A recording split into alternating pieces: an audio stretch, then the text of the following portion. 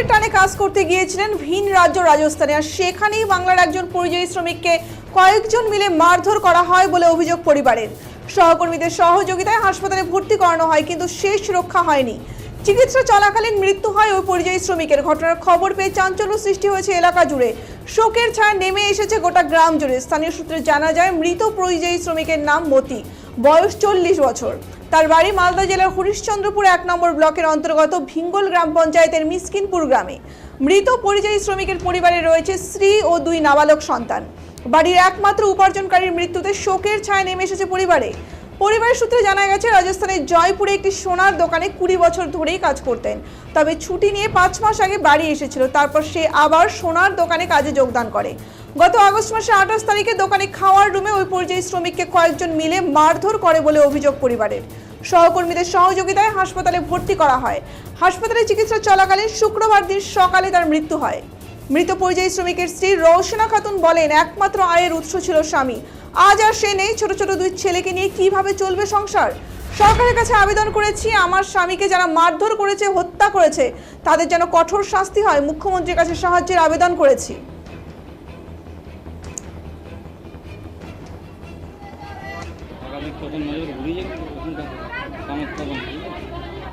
জয়পুরে পরশুদিন যখন আমাকে ফোন করলো, ফোন করার পর আমি যখন এদের বাড়িতে আসলাম, তো যখন জানতে চাইলাম যে কি হয়েছে, তো বলছে যে জয়পুরে ছিল, ওর নাকি বলে পেটে ব্যথা উঠেছে, ওকে নাকি এমার্জেন্সি হসপিটালে ভর্তি হলো। আমি যে হঠাৎ আবার পেটে ব্যথা কী কারণে হলো, যে নাকি বলে ওখানকার কেউ স্টাফ নাকি ওকে মারধর করেছে, সেই কারণে ওকে নাকি হসপিটাল ভর্তি হলো। হসপিটাল ভর্তি করার পর রাতেরবেলা ট্রিটমেন্ট হলো। তারপর ওখানকার নার্সিংহোম বলছে এখানে আমরা পারবো না, এখানে প্রচুর মারধর করেছে, মারধর করার ভেতরে ওর হয়তো কোনো কিছু ফেটেছে।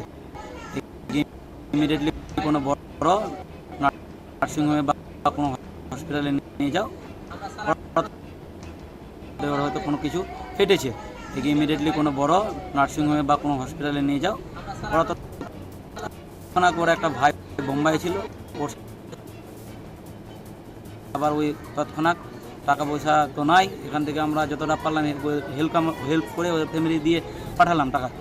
তারপরে ওখানে ওকে কী যেন বড় নার্সিংহোমে গিয়ে ভর্তি করার পর ওকে যখন অপারেশন বলে করতে হবে, ওকে টাকা লাগবে, তো টাকারও ইন্তজাম করা হয়েছে এই দিক থেকে। তারপরে আরও লোকজনকে পাঠানো হলো যে দেখো এখানে ব্যাপারটা কী হয়েছে ওকে। তারপরে ওর যখন অপারেশন থিয়েটারে নিয়ে যাবে, ওখানকার ম্যানেজার আসলো, যে ওই সোনার দোকানে কাজ করতো, ওখানকার ম্যানেজার এসছে। ম্যানেজার বলছে এমনি ওর কয়েকদিন ধরে এখানকার একটা স্টাফের সাথে।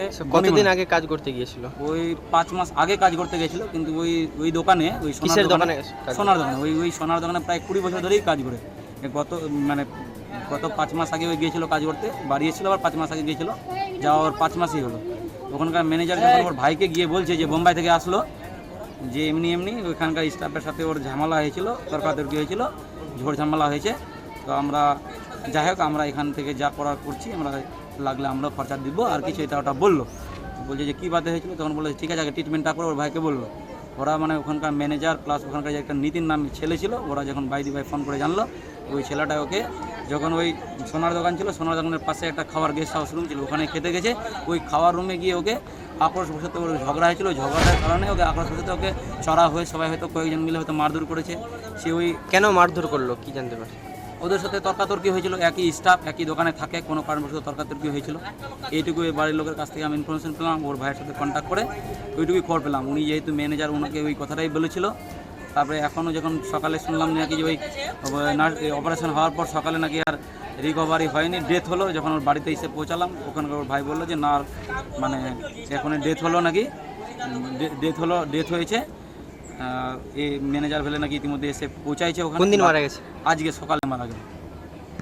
শ্রমিকরা অন্যান্য রাজ্যে গিয়ে যে এইভাবে আক্রান্ত হচ্ছে, মেরে ফেলা হচ্ছে, তো খুবই দুর্ভাগ্যজনক ঘটনা, মানে খুব শোচনীয় জিনিস। চাইছি যে যাতে আগামী দিনে এরকম যাতে ঘটনা না ঘটে, মানে সরকারি হোক বা প্রশাসনের দিক থেকে যাতে কোনো একটা ব্যবস্থা করক, এর পরিবারকে যে কোনো একটা মানে আশ্বাস দেওয়া হোক যে ইনি যাতে কোনো সঠিক তদন্ত, সঠিক বিচার পায়। এদিকে ছোটো ছোটো 2টা বাচ্চা আছে, একটা 4 বছর, একটা 6 বছরের। আগে থেকে কাম করছিল।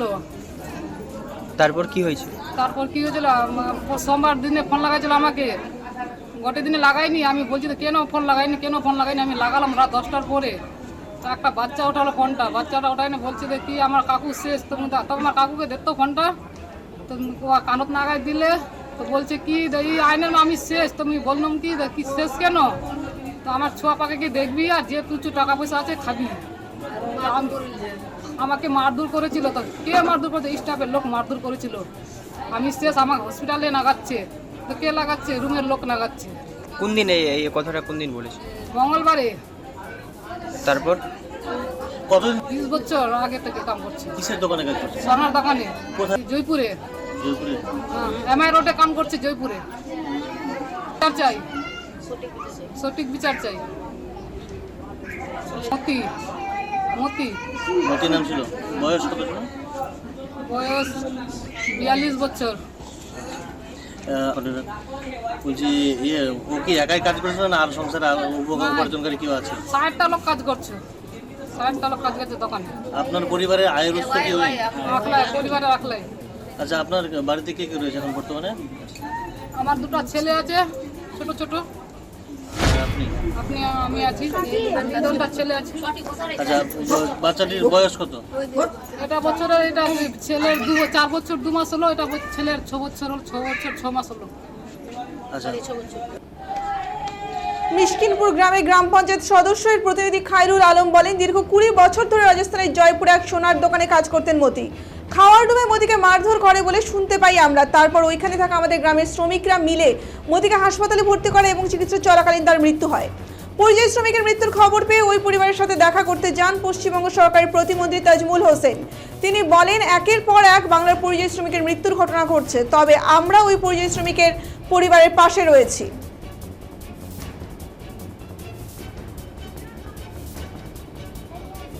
আমরা মিশকিনপুর গ্রামে দাঁড়িয়ে আছি। এটা হচ্ছে যে পরিযায়ী শ্রমিক যে রাজস্থানে মারা গেছে তার বউ, তার পাশে আমরা এসেছি। দীর্ঘদিন থেকে সে সোনার কাজ করতো ওখানে। সে পরিযায়ী শ্রমিক, দীর্ঘদিন ধরে এখানে সোনার দোকানে কাজ করতো। এই কিছুদিন আগে, 2-3 দিন আগে ওদের নিজের স্টাফের মধ্যে একটা গোলমাল হয়ে তাকে খুব মারধর করে, এবং মারধর করার পর তার চিকিৎসার ব্যবস্থা সঙ্গে সঙ্গে আমরা সেখানে যারা ছিল তাকে চিকিৎসা করা হয়েছে।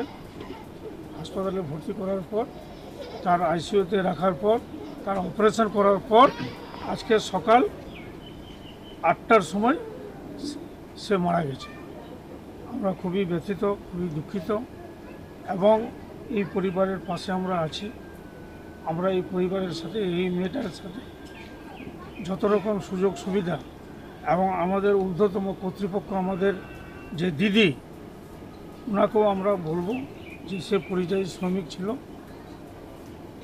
পেটের দায়ে সে রাজস্থানে কাজ করত। আজকে মারা গেছে। তার পরিবারের পাশে আমরা আছি, আমাদের সরকার আছে, আমাদের দিদি আছে। আমি কথা দিচ্ছি যে এই পরিবারের সাথে আমরা থাকব। আসল কথা হচ্ছে বাঙালিকে দেখতে পাচ্ছে না, বাঙালিকে দেখলেই ওদের জ্বলন হয়ে যাচ্ছে। এই জন্য ওদিকে এই প্রায় এর আগে সাবিরকে মারলো, মেরে দিল, আজকে আমাদের মতিউরকে মেরে দিল, মতিকে। এই যে আমাদের বাঙালিকে খুব ওরা ছোট নজরে দেখছে। বাঙালিরা কেন একটু বড় হবে, এই বাঙালিকে বলে ওদের ঘৃণা হচ্ছে বাঙালিকে দেখে। এই জন্য আজকে আমাদের যে সমস্ত পরিযায়ী শ্রমিক বাইরে যাচ্ছে, অনেকেই মারা যাচ্ছে। আমরা মিশকিনপুর গ্রামে দাঁড়িয়ে আছি।